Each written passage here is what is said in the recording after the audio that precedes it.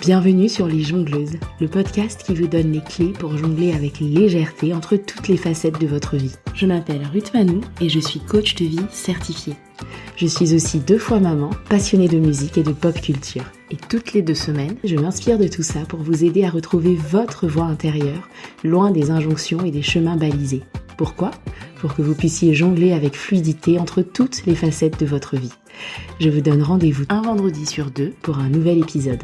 Abonnez-vous à la newsletter ou sur votre plateforme d'écoute préférée pour être notifié des nouvelles sorties. Et je compte sur vous pour partager largement autour de vous et pour laisser une pluie d'étoiles et de commentaires partout où c'est possible. Bonne écoute!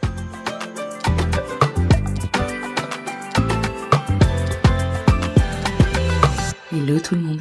J'espère que vous allez bien et que vous passez un bel été. Je suis ravie de vous retrouver pour l'épisode 50 de cette nouvelle version du podcast. Si vous faites partie des fidèles auditrices et auditeurs, je sais qu'il y en a parmi vous, et que ce n'est pas encore fait, je vous serais reconnaissante d'aller déposer un commentaire pour dire ce que vous apporte l'écoute des épisodes. C'est ça qui aide le podcast à grandir et qui permet à d'autres personnes de le découvrir. Un grand merci par avance. Pour cet épisode 50, c'est avec un partage un peu plus personnel et plus vulnérable que je reprends le micro, si vous me le permettez. Alors, je m'aperçois déjà que le dernier épisode est sorti le 23 juin et c'est absolument pas ce que j'avais prévu. Mais il y a plein de choses qui ont bougé pour moi et je vous partage tout ça avec en prime tout ce que j'en ai tiré et qui pourra peut-être vous être utile à vous aussi. Mais avant de commencer, je vous fais un point agenda. Ça va être le départ en vacances pour ma famille et moi, et donc je reprendrai pleinement les activités à partir de fin août, début septembre. Du coup, l'agenda pour les appels découvertes rouvrira début septembre, et vous pouvez déjà réserver le vôtre dès maintenant en cliquant sur les liens dans les notes de l'épisode. Et on se retrouvera également début septembre pour les nouveaux épisodes du podcast, ou peut-être plutôt fin août. Je vous tiendrai au courant. Allez, place à l'épisode. En écrivant cet épisode et en réfléchissant au tourbillon de ces derniers mois, je me suis rendu compte plus que jamais que chaque épisode que j'écris est destiné à vous autant qu'à moi. Parce que ce que j'ai vécu ces derniers mois, c'est la somme, en allant encore plus loin, de tous les épisodes que j'ai partagés avec vous ces dernières semaines. Mon tourbillon de ces derniers mois a commencé par le fait que j'ai pris conscience qu'une croyance que j'avais sur moi-même était complètement obsolète. C'était la croyance que j'étais plutôt introvertie, du moins avec les personnes que je ne connais pas, et que j'avais aussi du mal à rencontrer de nouvelles personnes. Or, en y réfléchissant, ça fait maintenant plusieurs années que j'ai la preuve du contraire, que j'ai les preuves même du contraire.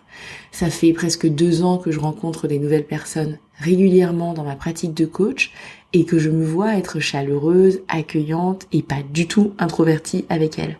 Et ça fait bientôt 4 ans qu'on est en expatriation, que j'ai rencontré des tas de nouvelles personnes, facilement, dont plusieurs sont devenues des amis proches. Pourtant, ce n'est pas du tout le fait d'avoir ces preuves concrètes qui m'a aidé à changer cette croyance que j'avais sur moi-même. En fait, les deux coexistaient ensemble, les deux cohabitaient côte à côte, si vous voulez. D'un côté, j'agissais comme une personne plutôt extravertie, et d'un autre côté, je continuais à croire que j'étais introvertie et que j'avais du mal à rencontrer de nouvelles personnes. Et ça aurait pu continuer comme ça longtemps.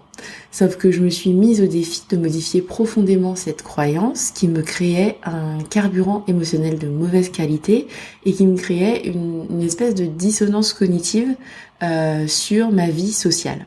Et donc pour faire ça, je me suis mise au défi de créer intentionnellement des occasions de rencontrer de nouvelles personnes.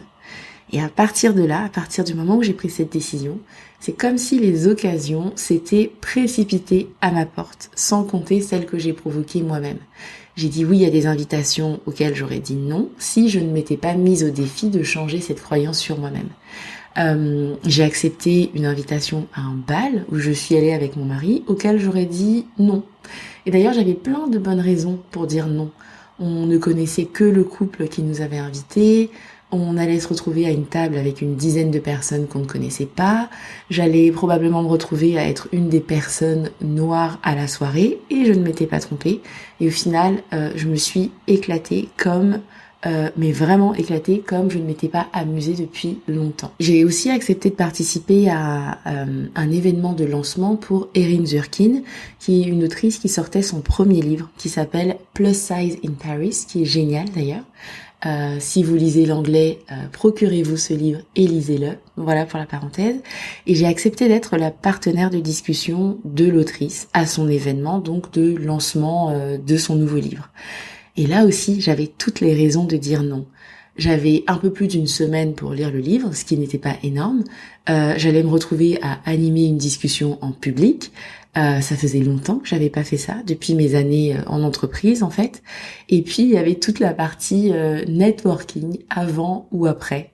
Avant et après d'ailleurs, discuter avec des personnes inconnues. Mon ancienne bête noire. Mais à l'époque, c'était très très réel comme bête noire. Et puis il y avait aussi toute la partie où je m'étais proposé d'inviter des personnes de mon entourage et de courir le risque de me prendre des refus. Au final, j'ai dit oui. Et j'ai adoré. En plus de ça, j'ai rejoint un réseau de femmes entrepreneurs à Dublin et j'ai aussi participé à un événement de networking quelques temps plus tard, après cet événement de lancement de livre. Et j'ai à nouveau fait face à ma bête noire, discuter de tout et de rien avec des personnes que je ne connaissais pas. Du coup, j'ai le plaisir de vous annoncer que ce n'est plus du tout une de mes bêtes noires et que maintenant ça fait partie de mes cordes. Et enfin, j'ai lancé et j'ai animé le premier atelier des jongleuses avec sa propre série de défis pour cet événement aussi, et de questions et de doutes. Est-ce que les personnes de ma communauté allaient être intéressées? Est-ce que les personnes inscrites allaient venir? Est-ce que j'allais pouvoir gérer l'énergie de l'événement? Est-ce que j'allais pouvoir animer, coacher, gérer les imprévus? Au final, l'atelier était plein et ce n'est que le premier d'une longue série. Je vous en dirai plus à mon retour de vacances. Bref, autant vous dire que face à toutes ces preuves, ma vieille croyance, elle avait plus d'autre choix que de se faire la malle en fait. Elle avait vraiment plus lieu d'être. Elle avait plus aucune prise si vous voulez. Seulement ça m'a demandé de l'énergie pour la déraciner et mettre autre chose à la place. C'est l'énergie que j'ai mise à faire face à mes autres croyances et pensées limitantes ou à mes peurs, à mes doutes, etc. Et si on me rejette à cause de ma couleur de peau? Et si je dis quelque chose qu'il ne faut pas? Et si ce que je fais n'intéresse personne? Et si jamais ça ne marchait pas? Et si en fait, cette croyance, elle était vraie? Et si en fait, je ne pouvais pas la changer?